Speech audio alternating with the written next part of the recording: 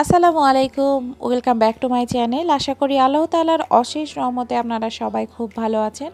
আরও একটি নতুন রেসিপি নিয়ে আপনাদের মাঝে হাজির হলাম। আজকে খুব সাধারণ একটা রান্না আপনাদের সাথে শেয়ার করব। তো আজকে আমি তৈরি করে দেখাবো চাল কুমড়োর বড়ি দিয়ে মাছের ঝোল। তো চলুন তাহলে রেসিপিটা দেখে নেওয়া যাক। এখানে আমি 5 পিস কাতলা মাছ নিয়েছি, আপনারা চাইলে অন্য যে কোনো মাছ নিতে পারেন। তো এটা আমি ভালো করে ধুয়ে পরিষ্কার করে লবণ হলুদ মেখে রেখে দিয়েছি মাছে।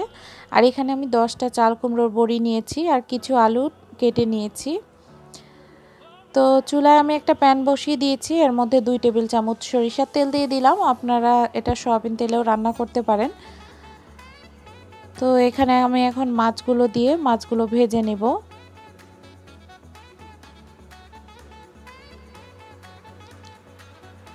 তো মাছের এক পাশ হয়ে গেছে, এবার আমি উল্টে দিচ্ছি, উল্টো পাশটাও আবার ভেজে নিব।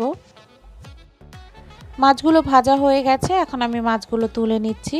ওই তেলের মধ্যেই আমি চাল কুমড়োর বড়িটা দিয়ে ভেজে নিব। আমি চাল কুমড়োর বড়িটা হালকা লাল কালার করে ভেজে নিব।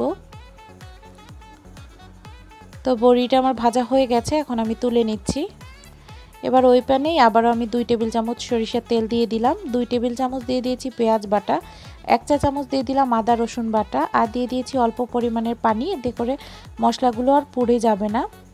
1 চা চামচ লবণ দিয়ে দিলাম, হলুদ গুঁড়া 1/2 চা চামচ, জিরা গুঁড়া 1/2 চা চামচ, লাল মরিচের গুঁড়া 1/2 চা চামচ,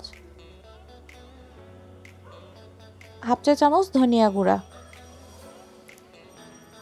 এরপরে আমি এর মধ্যে দিয়ে দিয়েছি 4-5টা চেরা কাঁচামরিচ। এবার আমি মশলাটাকে একটু কষিয়ে নিচ্ছি।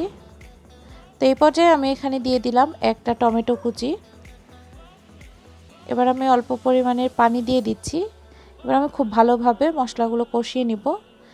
তো দেখতেই পাচ্ছেন মশলাটা ভালোভাবে কষানো হয়ে গেছে। এখন আমি ভেজে রাখা বড়ি আর আলু দিয়ে দিলাম।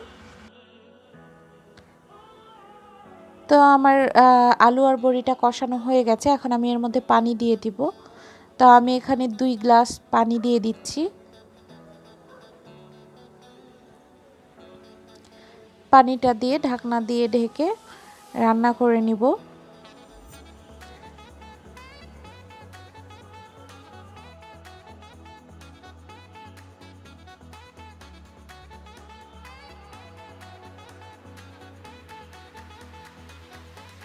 তো এবার আমি আপনাদের ঢাকনাটা তুলে দেখাচ্ছি। দেখুন পানিটা অনেকটাই কমে গেছে। তো আমি একটু নেড়ে চেড়ে দিচ্ছি, আর আলু এবং বড়ি দুইটাই সেদ্ধ হয়ে গেছে প্রায়। এখন আমি এর মধ্যে ভেজে রাখা মাছগুলো দিয়ে দিলাম।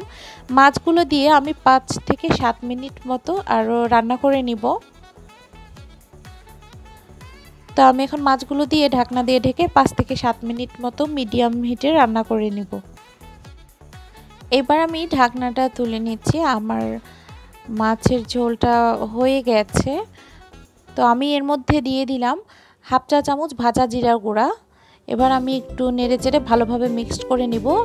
আর এখন আমি ঢাকনা দিয়ে রেখে দিব, চুলাটা বন্ধ করে দিব। তো এই যে দেখুন আমার চাল কুমড়োর বড়ি দিয়ে মাছের ঝোল রেডি হয়ে গেছে, আর এটা খেতেও খুব ভালো লাগে। আশা করি আপনাদের আমার এই রেসিপিটি ভালো লেগেছে। ভালো লাগলে আমার চ্যানেলটি সাবস্ক্রাইব করার অনুরোধ রইল। সবাই ভালো থাকবেন, ফিরে আসবো আরও নতুন একটি রেসিপি নিয়ে। আল্লাহ হাফেজ।